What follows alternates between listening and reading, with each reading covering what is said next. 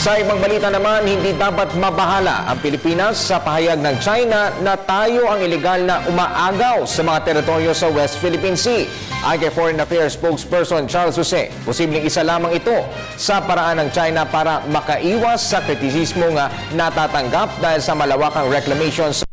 Sea. Tiwala naman ang ating gobyerno na papanig ang International Tribunal for the Law of the Sea o ITLOS sa ating bansa.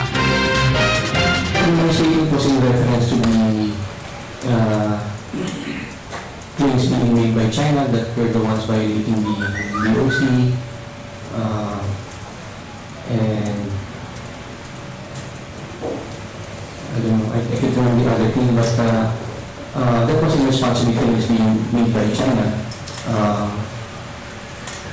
We thought that those pronouncements were as part of the attempt to deflect international criticism of the reclamation work that they're doing, and we should not, together with the international community, be distracted by those pronouncements, and we should always look at the core issues, which are China's illegal land dash line claim over almost the entire South China Sea, and their aggressive and unilateral actions to assert and enforce these claims,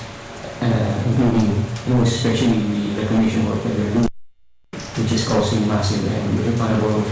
damage to the marine environment.